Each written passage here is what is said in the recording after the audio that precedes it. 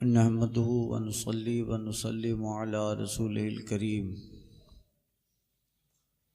अम्मा बाद फ़ऊज़ु बिल्लाहि मिनश शैतानिर रजीम। बिस्मिल्लाहिर रहमानिर रहीम।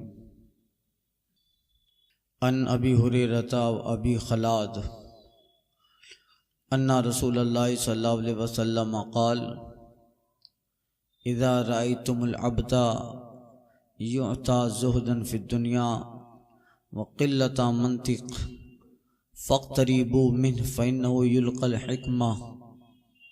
रवाहुमा अल बैहक़ी फ़ी शुअबिल ईमान। हज़रत अबू हुरैरा और हज़रत अबू खलाद रज़ी अल्लाह ताला अन्हुमा से रिवायत है। अबू खलाद इनके नाम में इख्तिलाफ है। बाज़ ने कहा इनका नाम अब्दुर्रहमान है और ये अबू खलाद सहाबी हैं। इन दोनों सहाबों से रिवायत है। अबू हुरैरा अबू खलाद रज़ी अल्लाह ताला अन्हुमा रिवायत करते हैं, आका सल्लल्लाहु अलैहि वसल्लम ने फरमाया, जब तू किसी बंदे को देखे कि उसे दुनिया से बेरग़बती और कम बोलने की नेमत अता की गई है तो तू उसके करीब हो, इसलिए कि वही बंदा है जिसे अल्लाह ताला ने हिकमत अता की है। ज़ुहदन फिद दुनिया, दुनिया से बेताल्लुकी, बेरग़बत, दुनिया में बातें कम करता है।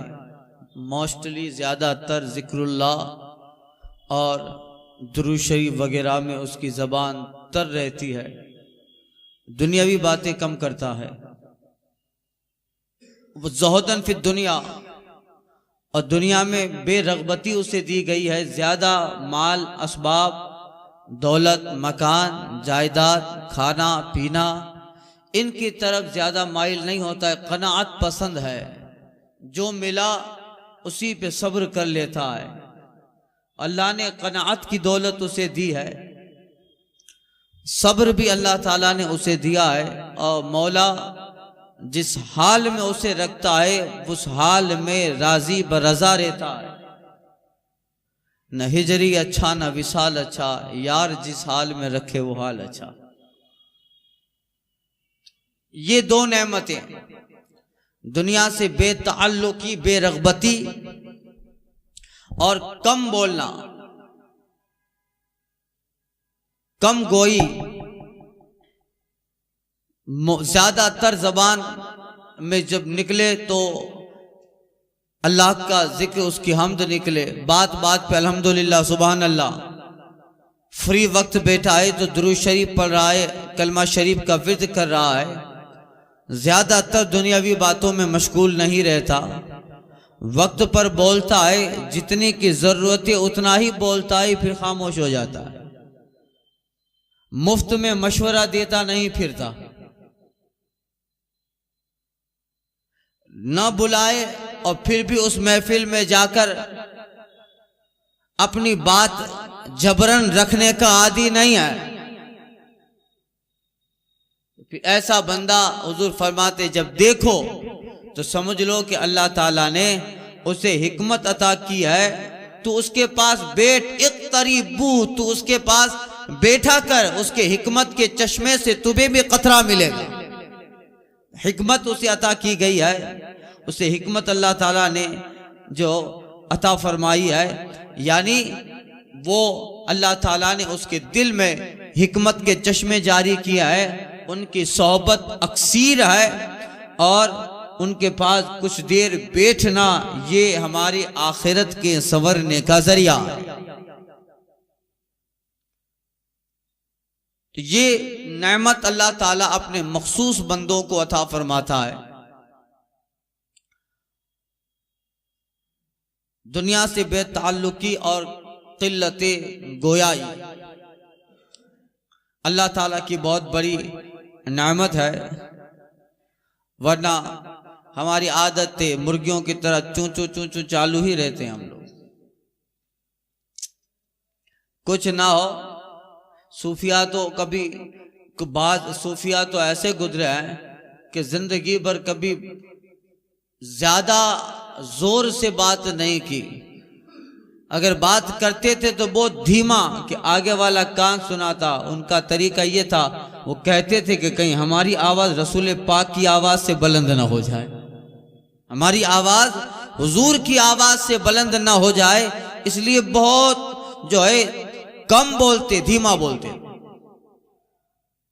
बाहर फकीर बैठा है, उसको बंद कराओ तो।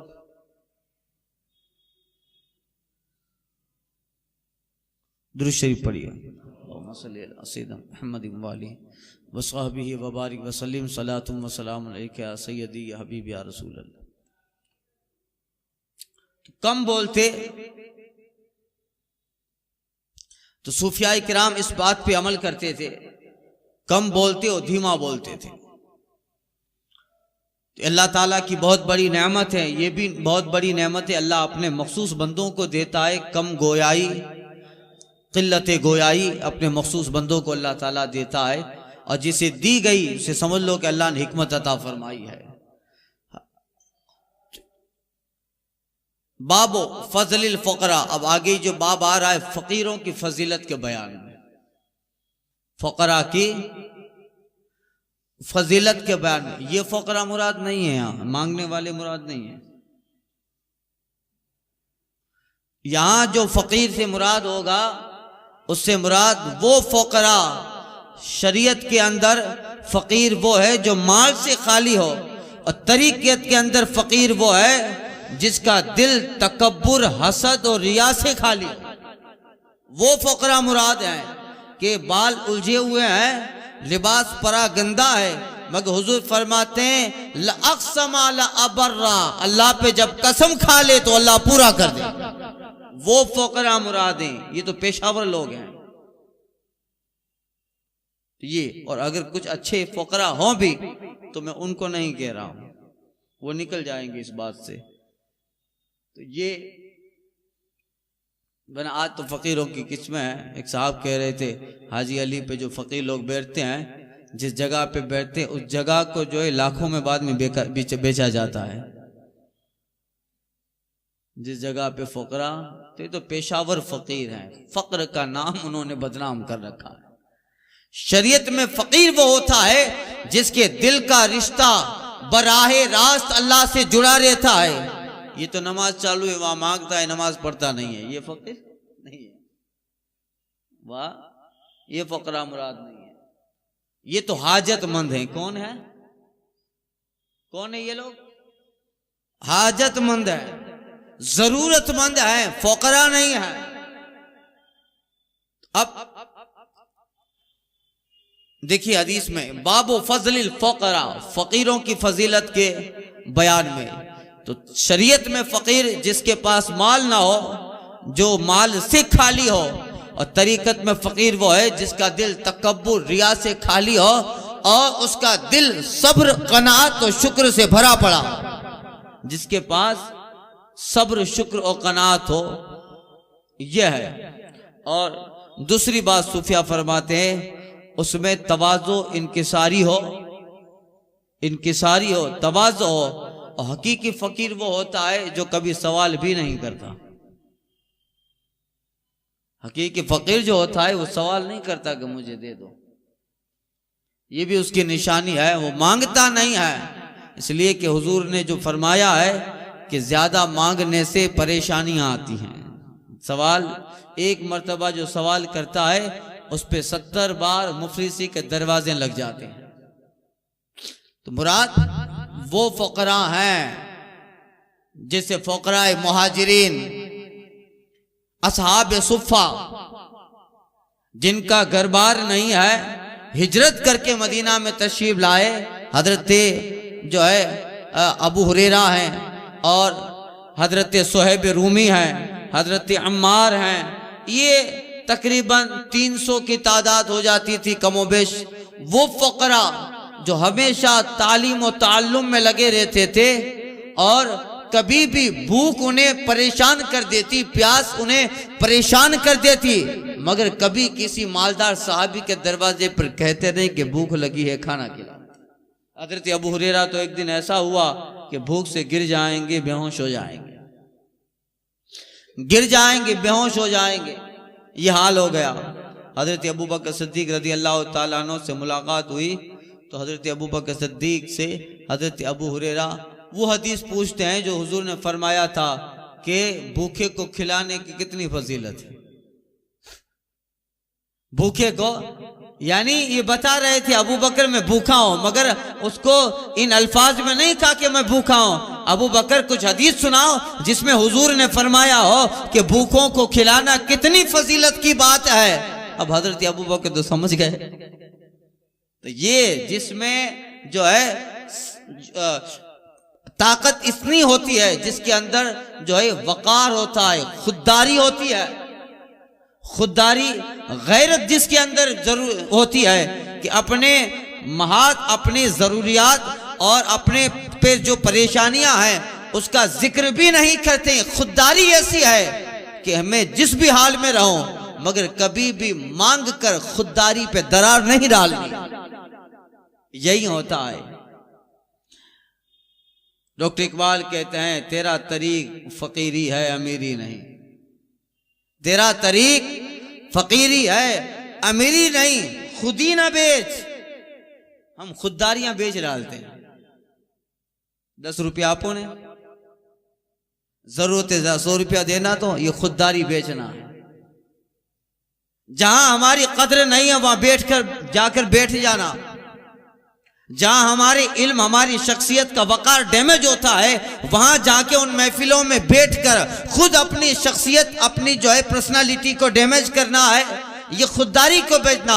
खुददार तो वो होता है बादशाह कई मर्तबा खत लिख रहा है मगर इमाम आजम दरवाजे पे नहीं जा रहे, और फुजैल बिन इयाज हारून रशीद के दरवाजे पे नहीं जा रहे हैं।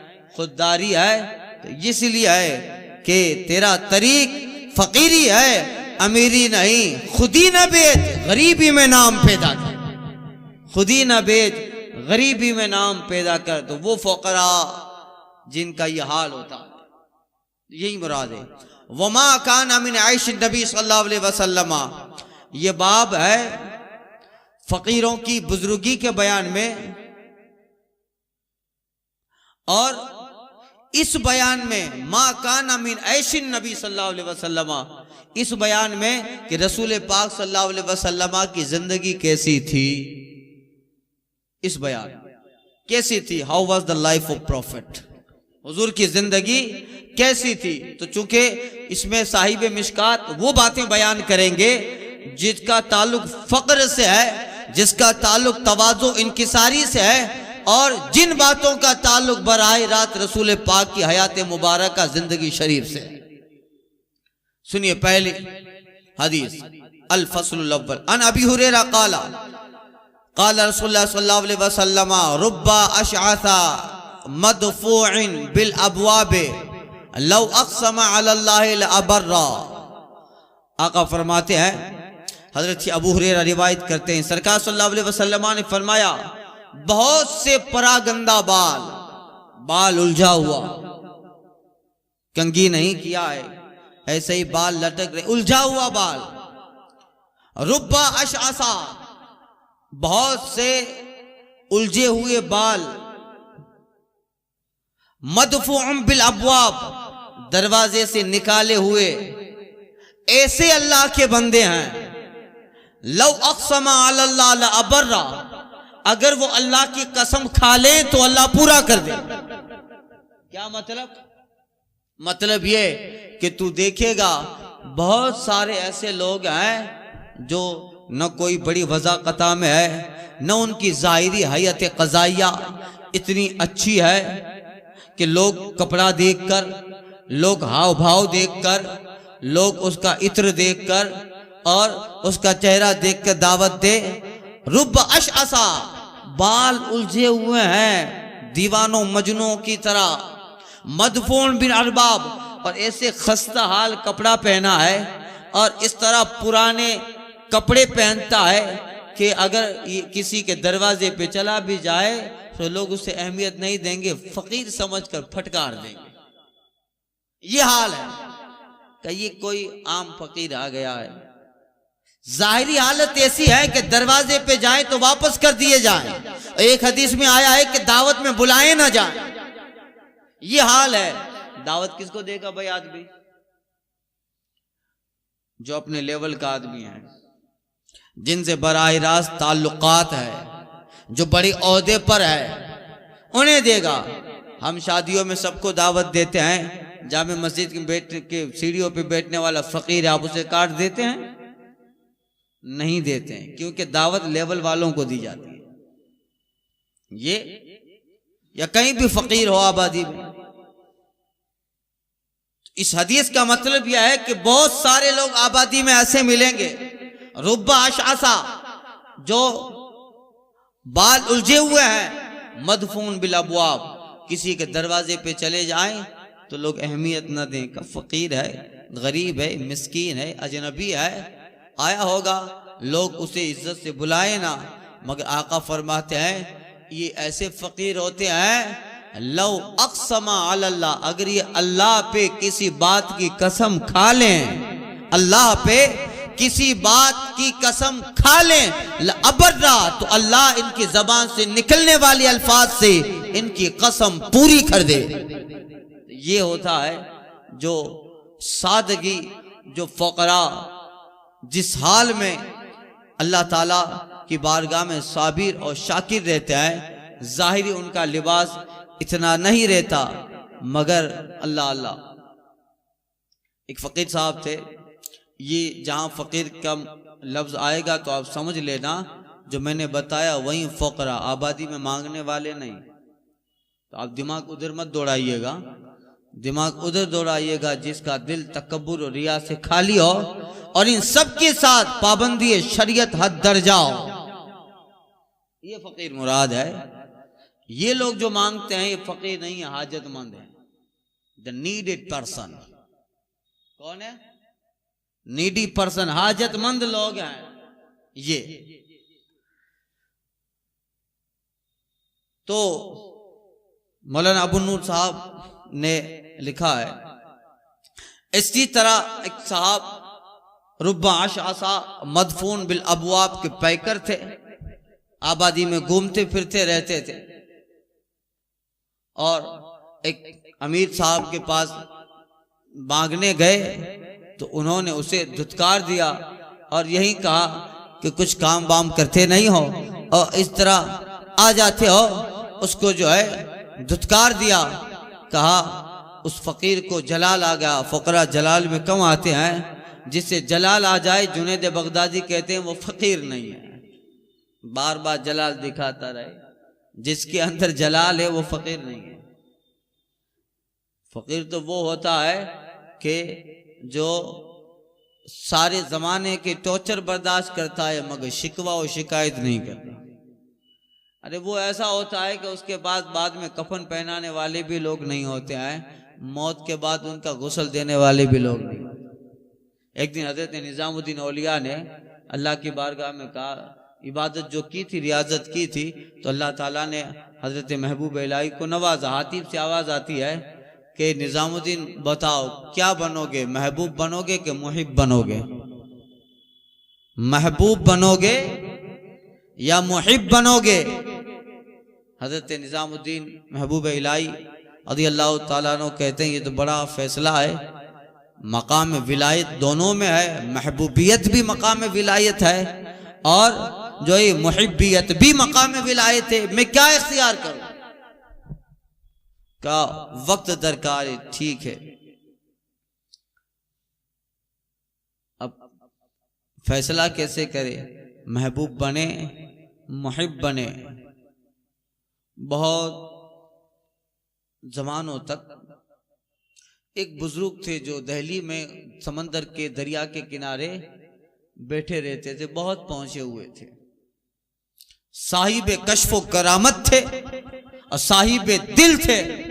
दुनिया अहले दिल्ली से हमेशा किनारा कश होकर समंदर के किनारे रेत पर अपने इबादत, अपनी रियाजात, अपनी बंदगी और अपने मुजाहिदात में मशगूल रहते थे। हफ्ता में एक मर्तबा शहर दिल्ली में आते, बाजार में आते, किसी के यहाँ मजदूरी करते, उससे जो कमाल मिलता आधा फकराए दिल्ली में तकसीम करते, आधा लेकर 8 दिन की गजा हासिल करते, फिर महव इबादत हो जाते। यह हाल था। तो शोहरा जब होने लगा, बात हुई, तो हजरत महबूब इलाही जानते थे, हजरत निजामुद्दीन जानते थे। गए, उनसे मुलाकात की, कहा हुजूर ये आवाज आई है कि निजामुद्दीन महबूब बनना है या मुहिब बनना है। हुजूर आप फरमाएं क्या मशवरा देते हैं। अल्लाह ने दोनों मकाम विलायत अता करने का फैसला किया है, मैं किस मकाम विलायत को अता जो है हासिल करूं। वो बुजुर्ग कहते हैं निजामुद्दीन ये फैसला तो करना मेरे लिए भी बहुत कठिन है। ये फैसला तो हुजूर तो क्या करो, कब्रिस्तान में चले जाओ, महरौली शरीफ दिल्ली में आ जाए। महरौली असल में था महरे वली, क्या था महरे वली, रा के बाद वाव है जो वली का लफ्ज है, वली का, मगर उसको मिला दिया तो महरूली हो गया, महरे वली। उस साहब बेदिल ने कहा ऐसा है आप चले जाए कब्रिस्तान में। कब्रिस्तान में एक फकीर हैं जिनसे लोग बेखबर हैं, आगाह नहीं हैं, जाओ। वो पहुंचे हुए हैं, खुदा रसीद आए और मार्फत के उसे बहुत सारे खजाने अल्लाह ने दिए हैं। निजामुद्दीन वो फैसला तस्फिया बख्श करे। ठीक है, गए। हजरत निजामुद्दीन जब वहां पहुंचे तो क्या देखा, वो बुजुर्ग जो थे, एक कब्र है, उस कब्र के पास सोए हैं। हजरत निजामुद्दीन आगे गए, जब देखा तो सोए नहीं थे, उनकी रूह कब्ज़ अंसरी से परवाज कर गई थी, इंतकाल कर गई। अल्लाह अल्लाह, अब इतना बड़ा फैसला है, क्या करे। खैर करीब रहकर जो है कहने लगे हुजूर मैं तो आपके पास अपने इस फैसले के लिए आया था, मुझे आवाज आई थी निजामुद्दीन महबूब बनना है, मुहिब बनना है, और आप तो वक्त से आप में आया, मेरे जवाब से पहले आप तो मालिक हकीकी से जा मिले, इतना कहना था। बुजुर्ग खड़े होते हैं, कहते हैं निजामुद्दीन ये फैसला तुम्हें आया है, विलायत अल्लाह ताला तुम्हें अता करना चाहता है। अगर मुहिब बनोगे तो देखिए ऐसा हाल होगा, मरोगे कफन देने वाला भी कोई नहीं होगा।